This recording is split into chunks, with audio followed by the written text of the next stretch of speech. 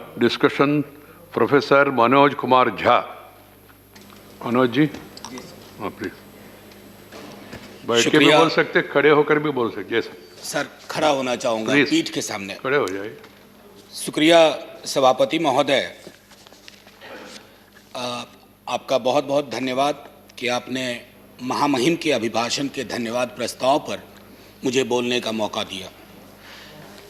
सभापति महोदय, दिक्कत ये है कि उनसे जिनसे होती है इंसान को हमेशा तकलीफ, वो समझते हैं कि वो असल अक्ल वाले हैं। माननीय सभापति महोदय, एक पंचतंत्र में एक कहानी है। एक चित्ररथ नाम के राजा हुआ करते थे। उनके पास एक विशाल सरोवर था और उस सरोवर में सर छोटे छोटे खूबसूरत हंस बहुत सारे थे। वो 6 महीने पे एक पंख गिराते थे और राजा को पंख दे देते थे। बीच में एक सोने का, तथाकथित सोने का के पंख वाला एक बहुत बड़ा पक्षी आया। उसने कहा मैं इस सरोवर में रहूंगा। छोटे पक्षियों ने कहा कि महाराज जी, तो हम सरकार को, राजा को देते हैं अपना पंख 6 महीने पे, आपके लिए यहां गुंजाइश नहीं है। वो सोने के तथाकथित पंख वाला पक्षी वो पहुंच गया राजा के पास। उसके सिपाह सलारों को कहा कि देखो, ये तो तुम्हारी बात नहीं मान रहे हैं और कब्जा करके बैठे हुए हैं सरोवर पे। राजा ने अपने सिपाही भिजवा दिए, सारे हंस मार दिए सर। और वो जो सोने के तथाकथित पक्षी, बड़ा विशाल पक्षी था सर, वो भी उड़ गया। मैं इसका संदर्भ छोड़ता हूं अपनी सरकार पर, सत्ता प्रतिष्ठान पर। अभी जमेगा, इंतजार करिए, अभी जमेगा। हमारे यहाँ बिहार में कहते हैं कि दूध में जोड़न ढंग से पड़े तो दही बढ़िया जमता। अभी जोड़न डाला नहीं है। माननीय सभापति महोदय, मैं अपने इस कथन को चंद खंडों में रखूंगा। पहला खंड होगा कि महामहिम के अभिभाषण का संदर्भ, उसका ऐतिहासिक महत्व क्या है। दूसरा, लोकतंत्र में आंदोलन की क्या भूमिका होती है। तीसरा, पीसफुल असेंबली के साथ कोई भी लोकतांत्रिक मुल्क कैसे डील करे। चौथा, आंदोलनों के और लॉ मेकिंग के बीच का क्या ताल्लुक है। और पांचवा, कि रिप्रेशन की कहां तक इंतहा होती है। सर, लोकतंत्र के 3 स्तंभों के बारे में हम सब जानते हैं। चौथे स्तंभ के बारे में तो मैं बोलूंगा भी नहीं। अगर वैसे आपके दोस्त हों जिस चौथे स्तंभ पर कि एक बड़ी धारा पर आप निर्भर हैं, तो आपको दुश्मन की जरूरत नहीं है। वो दोस्त ही आपका काम तमाम कर देंगे। वो क्या करते हैं, दिन भर कुछ भी मामला हो, लोग दुख में हो, लोग संकट में हो, लोगों की मौत हो रही हो, और शाम में चलाएंगे खालिस्तानी एंगल ऑफ किसान आंदोलन। सर, मैं कॉलेज का विद्यार्थी था। हमने देखा है कि पंजाब और पूरे मुल्क ने क्या भुगता है। हम सब सर, आप तो सक्रिय राजनीति में थे सर। सक्रिय राजनीति में आपने देखा कि पूरे देश ने, हमने सिर्फ प्रधानमंत्री नहीं खोया, हमने हजारों लाखों जानें गंवाई। कुछ तो सीखें इतिहास से। इतिहास दोहराता नहीं है, लेकिन इतिहास प्रेरणा देता है, इतिहास निर्देश देता है, और हम उन निर्देशों को सुनना नहीं चाह रहे। शाम ढले, खालिस्तानी जमा हो गए, पाकिस्तानी जमा हो गए, टुकड़े टुकड़े गैंग जमा हो गए, नक्सली जमा हो गए, माओवादी जमा हो गए। सर, सबसे बड़ा टुकड़ा टुकड़ा गैंग वो है जो अपने भारत माता की संतान की पीड़ा को करुणा से ना समझे, दंभ से देखे, गुरूर से देखे। दंभ और गुरूर लोकतंत्र की जुबान नहीं है। सर, आप लोग कहते हो, आप बहुत लोग नहीं, कुछ आपके मंत्रीगण हैं, माननीय सभापति महोदय, वो 303 कहते हैं कि 303 का आंकड़ा है। सभापति महोदय, इस सदन ने, इतिहास ने इससे बड़े आंकड़े देखे हैं। कहां बिला गए, कहां गुम हो गए, किसी को पता नहीं। आंकड़े नहीं इतिहास तय करते हैं, आंकड़ों के पीछे की संजीदगी और संवेदना इतिहास तय करती है। आपका हाई पॉइंट क्या है, आपका लो पॉइंट क्या है, आप फेल हो रहे हैं उसमें। और लाइटर मैन में कहूं, 303 नाम का एक राइफल हुआ करता था सर, उसकी सर्विस समाप्त हो गई है। 303 उसकी सर्विस समाप्त हो गई है। सर, मैं एक चीज और कह करके फिर मूल बिंदु पे आऊंगा। मैकबेथ से बहुत चीज हम सीखते हैं। शेक्सपियर ने ना जाने अद्भुत चीज लिख दी है। टेम्परेंस बहुत जरूरी है सत्ता प्रतिष्ठान में। कद तब बढ़ता है जब पद की गरिमा को आप समझते हैं। Boundless intemperance in nature is tyranny. It has been the untimely emptying of happy throne and fall of many kings. Intemperance अगर आपके स्वभाव में आ जाए तो सर इसने कितने सिंहासन खाली करवा दिए, कितने राजाओं की घर वापसी करवा दी। थोड़ा सनद रहे, थोड़ा ध्यान रहे। प्लीज बोलो। That is not acceptable. माननीय सभापति महोदय, एक हल्के स्वर में एक बात कहना चाहता हूं। सेंट्रल हॉल का जिक्र जयराम रमेश जी कर रहे थे। वहां जब बैठता हूं ना तो दल से ऊपर लोग सोचते हैं।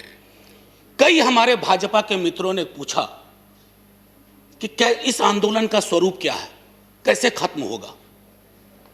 दिक्कत है कि सेंट्रल हॉल में तो आप पूछ लेते हैं, सदन में आप जुबान नहीं खोलना चाहते हैं। मैंने पिछली बार जब यह बिल आया था कहा था कि दलों के दायरे और उस व्हिप से ऊपर निकल करके देखिए, किसान देख रहा क्योंकि उसने व्हिप जारी कर दिया है। और उसके व्हिप को अगर आप नहीं सुन रहे हैं तो पता नहीं। लोकतंत्र में तो हम सुनते थे कि सुनना और सुनाना दोनों लोकतंत्र की अद्भुत कला होनी चाहिए। आप सुनाने में यकीन करने लगे हैं, सुनना आप भूल गए हैं। खास करके इस टर्म में तो बिल्कुल ही भूल गए हैं। एनीवे सर, माननीय सभापति महोदय, राष्ट्रपति जी के अभिभाषण का एक ऐतिहासिक संदर्भ होता है। हम सब जानते हैं कि सरकार स्क्रिप्ट तैयार करती है। बीते 29 जनवरी को जब महामहिम का अभिभाषण हुआ था, हम में से 19 दलों ने उसमें शिरकत नहीं की थी। माफी के साथ कहता हूं, कष्ट भी हुआ था क्योंकि एक बहुत महत्वपूर्ण ओकेजन होता है। लेकिन माननीय सभापति महोदय, माननीय राष्ट्रपति जी का अभिभाषण जब समकालीन यथार्थ से, दुख और दर्द से, रंजो गम से मीलों दूर खड़ा हो तो कैसे शामिल हो जाए। माननीय सभापति महोदय, बड़ी मुश्किल होती है। सिंघू बॉर्डर, टिकरी बॉर्डर, गाजीपुर, और ये तो 3 महत्वपूर्ण केंद्र हैं छोटे छोटे हलकों में। अभी बिहार में नेता प्रतिपक्ष तेजस्वी जी और पूरे कम्युनिस्ट पार्टी और कांग्रेस पार्टी के साथियों ने मिलकर के मानव श्रृंखला बनाई, तो पूरे देश में कहीं ना कहीं चर्निंग हो रही है। और इस चर्निंग के पीछे का साक्ष्य क्या है? प्लीज, मैं एक आग्रह करूंगा सभापति महोदय, मैंने आज तक अपने सदन में कभी भी किसी पर टीका टिप्पणी नहीं की है, तो सदन की बहस में टीका टिप्पणी नहीं होनी चाहिए। बस इतना आग्रह है। सर, हमने तो वो इतिहास भी देखा है कि एक पार्टी जो 2 सीट पर सिमट गई थी वो कहां पहुंच गई आज। इसलिए ये इस चक्कर में ना पड़ा जाए। एनीवे सर, महामहिम के अभिभाषण को पढ़ने के बाद पहला ख्याल आया कि कहीं पर कहूं या अनकहीं पर बोलूं। जो कही गई बात, अब उसके बारे में मैं थोड़ा पहली चीज एक कहता हूं। My government holds in high steam the values of democracy and sanctity of the constitution। संभवतः पेज 7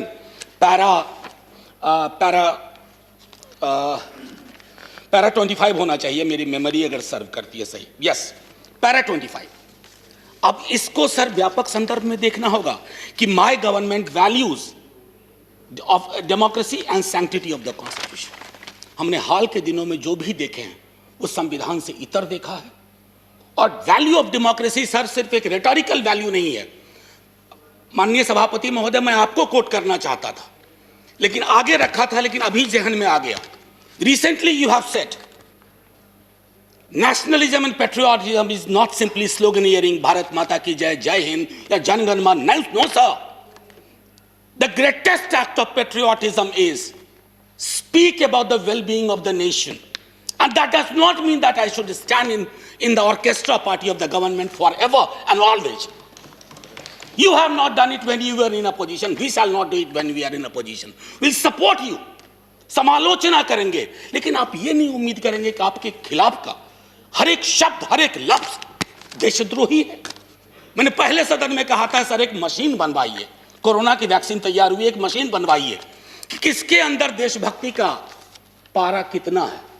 सर हो सकता है आपको झटका लग जाए, देशभक्ति स्लीव पे नहीं चलती है, यहां रहती है दिल में, उसका सीने से कम ताल्लुक। एनीवे सर, मैं आपको इसलिए कोट किया। और एक और इंटरेस्टिंग चीज सर, अभी बंगाल में चुनाव है तो पेज नंबर 26 पैरा 91 गुरुदेव के बड़े भाई का जिक्र हुआ, ज्योतिन्द्रनाथ टैगोर। चौल रे चौल शोभे भारतो सौंतान, बहुत अच्छा लगा। लेकिन इसके बाद जोड़ दीजिए गुरुदेव की अपनी line, where the mind is without fear and the head is held high. कहां है? दोनों को जोड़ के देखिए। ये चेरी पिकिंग नहीं चलती है डेमोक्रेसी में। आप चेरी पिकिंग के उस्ताद हो गए। चेरी पिकिंग मैं समझता हूं माननीय सभापति महोदय, आंदोलन लोकतंत्र की जीवंतता का उदाहरण होता है। जिंदा लोकतंत्र और स्वस्थ लोकतंत्र आंदोलन के साथ सदैव निरंतर संवाद की कोशिश करता है। सर एक आशय मैं यहां रखना चाहता हूं। दिल्ली विश्वविद्यालय में जिस विभाग में मैं पढ़ाता हूं, एक विषय मेरा मूवमेंट भी है। सर बहुत सालों से पढ़ाया है आंदोलन। आंदोलन की सर 3 चीज होती है महत्वपूर्ण, एलिनेशन, अट्रैक्शन, कन्वर्जन। यानी कि अलगाव की चीज कहीं आई, उसके बाद आपका आकर्षण हुआ किसी विचारधारा से, उसके बाद आप सड़कों पे आए। सर हमने आंदोलनों को न जाने किस नजरिए से देखना शुरू किया है। महोदय, माननीय सभापति महोदय, आपने भी देखा होगा वो सरिया, वो कील, वो खाई। सर मैं सरहद पे कभी गया नहीं हूं, लेकिन जो तस्वीरें सरहद की देखी हैं वो भी ऐसी नहीं देखी हैं। किससे लड़ रहे हैं आप? अपने किसानों से लड़ रहे हैं। और वो क्या कह रहे हैं? आपसे चांद नहीं मांग रहे हैं, अपना हकूक मांग रहे हैं। और हम में से किसी को यह मुगालता ना रहे, किसी को चाहे सत्ता पक्ष हो या प्रतिपक्ष हो, कि किसान और खेतीहर समाज की बेहतरी आप किसानों से बेहतर समझते हैं। नहीं, वो अपनी बेहतरी बेहतर समझते हैं। आप उनको समझाने चले कि तुम्हारे लिए हम कानून ला रहे हैं, बहुत बढ़िया कानून है। क्यों समझाने की जरूरत पड़ रही है? क्यों खालिस्तान पाकिस्तान टुकड़े टुकड़े एंगल लाने की जरूरत पड़ रही है? अरे हमारा लोकतंत्र बहुत मजबूत है, किसी के एक ट्वीट से कमजोर नहीं होगा। आपने विमर्श को कमजोर कर दिया है। इतना मजबूत लोकतंत्र है सर। मैं तो कभी कभी सोचता हूं, अगर आपके दौर में जयप्रकाश जी का आंदोलन हुआ होता। इस सदन में अभी कई लोग हैं जो जयप्रकाश जी के आंदोलन से निकले हुए हैं, इंक्लूडिंग सभापति महोदय। जेपी की आंदोलन की कल्पना करिए, अगर जेपी को इन खाई, बाड़ों, कटीले तार देखना पड़ता तो क्या होता सर? कई मित्र हमारे बिहार से भी हैं जो जेपी आंदोलन से निकले हैं। एक बार सोचे दलीय दायरों को छोड़ करके कि आंदोलन को डील करने का क्या यह नजरिया उचित है? आप कहिएगा नहीं। सर मैं पहले भी इस सदन में कह चुका हूं, आप कहते हैं 11 दौर की बातचीत हुई है। दिक्कत क्या है ना सर, किसी भी सत्ता प्रतिष्ठान में एकालाप और वार्तालाप का फर्क समझना चाहिए। There is a difference between monologue and dialogue. आपके साथ दिक्कत है कि आप मोनोलॉग को डायलॉग का कपड़ा पहनाते हैं। ऊपर से मैंने माननीय मंत्री महोदय को सुना जो वार्ता में थे, उन्होंने कहा कि हमने ये दिया, हमने वो दिया, हमने ये दिया। सर लोकतंत्र में खैरात की जुबान नहीं होती है। आप देने वाले कौन होते हैं, हम देने वाले कौन होते हैं? अरे दे तो वो रहे हैं, 303 का आंकड़ा उन्होंने ही दिया आपको, और आगे के 3 और 0 कब उड़ा जाए ये भी वही तय कर देंगे। इसलिए ये जुबान बंद करिए, एकालाप और वार्तालाप के बीच की दूरी को खत्म करिए। सर मैं पहले भी इस सदन में कह चुका हूं कि देश कागज पर बना नक्शा नहीं है।